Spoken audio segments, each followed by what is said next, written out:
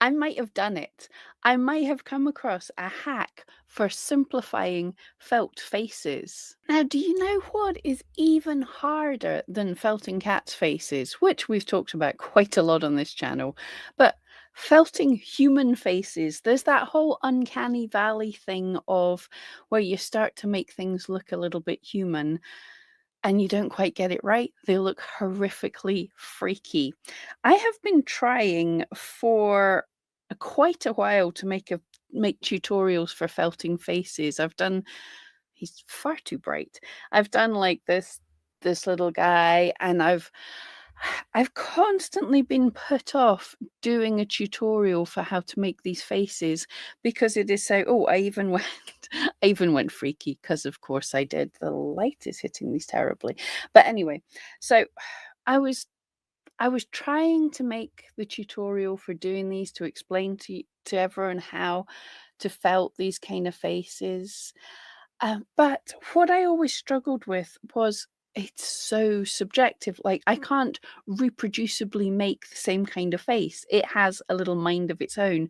So I'll make something and then be adding bits, and it decides to go off on a kind of cheruby boy or a strange alien woman or a strange gaunt guy. So I couldn't do a tutorial that would reproducibly have you making the same kind of face. So it's not a very beginner thing to be able to say, add a bit of this for how you feel. So I wanted to make something a little bit more reproducible to make it easier, to make it better for a beginner. And I think I found something. Not 100% needle felting, it's a little bit of a hack. I remembered a while back that I'd used cookie cutters to needle felt in into a shape to make a reproducible shape for beginners, and it was great fun and it worked really well. And I've noticed that people also wet felt with cookie cutters, and that works. Wet felting, which is like needle felting, but using water and soap to agitate the fibers to get them all to lock together. And I didn't think that would work in a cookie cutter, but it does, and it goes into all the grooves and everything and makes something cool.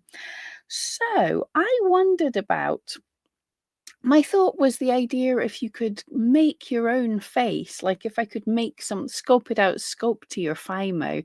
And then I remembered I used to get a two-part like rubber thing to make molds. Would we be able to make molds to needle felt faces? So I haven't yet made the sculpty face because I went on Amazon and really cheap. You can get these are for like cake decorating and things. You can get molds for faces. So as a proof of concept, I thought I would give it a go to see if we could use this. And I'm saying it like we don't know what happened. Like, look, click, click, click. Ta-da! Well, actually, here's a really good example. Things shrink down. So she was made out of that, but she's smaller than that. But anyway, so I had the idea with this, and all I did, relatively simple, but still time consuming. And it's not 100% perfect, but I think it's really good as a start. So because this is so tiny now, you need to add a little bit of soap for wet felting that helps the fibers slide across each other. So I just put the little bit of soap in the bottom and then dunked some flesh colored, and this is the maker's flesh, and it is me color. But dunked some flesh. They have all sorts of things, but this is their flesh and it's fantastic. So dunked a little bit in water and just dropped it into the mold, dunked some more bits in until it was kind of overfilled. Initially, when it's just put in, you can be fairly rough with it because it's not holding a shape. But I didn't want to like squidge backward and forwards because you've got all the features that you'll be like blunting. So I made most of my movement was just squidging down all around the mold, but just squidging down to get into the nose and everything. And I did this fairly warm water and a bit of soap and just adding fibers until it was solidly full.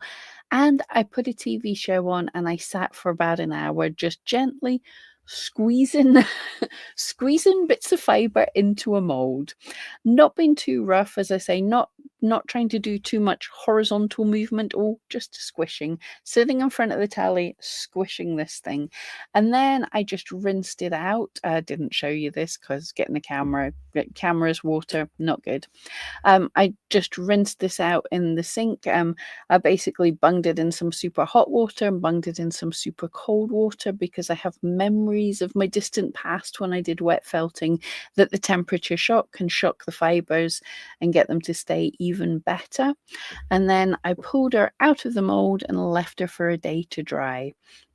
Now, I will say, when she came out, her firstly, I think it is really good for getting a reproducible size, a reproducible shape with ideas of where the features are. So it'd be really cool if you're doing something like a Waldorf doll, just to get an idea of the features. Absolutely fantastic. Um, it definitely softens out the features. The nose was not large enough at all, so I added a tiny bit more flesh to the nose, bulked up any areas I felt needed it, and needled a bit more just to make sure it was firmly felted.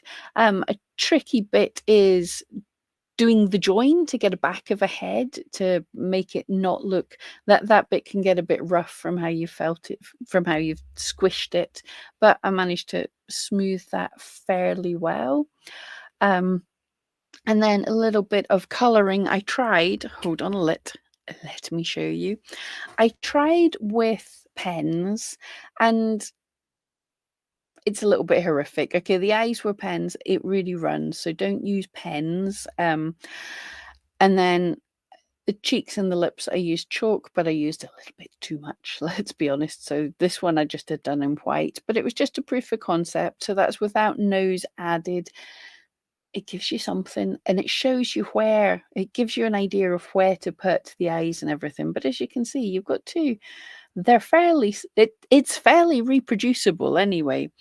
But then I thought, rather than a pen and rather than using glass eyes or something which would distort the shape of the head, what I decided to do was to try and felt eyes in. And I think that worked really good. Um, and then the rest of the shading I just did on her cheeks, which you can barely see, just a tiny bit of blush on her cheeks. I did a little over her nose and a tiny bit more over her lips. I think you could use pen to heighten up the lips, or you could felt just a little bit onto the lips. I would say the lips is the bit on this one that I'm the least happy with. How did it turn out? It was a little better on the other one. But it's actually quite adorable, and you can see that. Do I have any hair sitting about? Well, but you can imagine with any kind of hair, ooh, she's going to have quite a character. And I do have plans for you, my dear. We have some plans for her, so stay tuned. But that is just an idea of a simple thing you can do. There are hundreds of molds on Amazon for super cheap for face molds. I am going to try and make my own at some point, because I am thinking if I make my own mold to make like the nose and the lips a little more prominent would hopefully give, well, to make all the features a little more prominent would be even better, hopefully. But silicon cake making mold of a face makes a face in felt. Let me know if you've tried this, or if you're going to try this, or if you're running off to Amazon right now for next day delivery to have a go at this. I was super pleased with how it turned out, and I've got so many ideas for this. Anyway, thank you for joining me. I just thought you might like that one.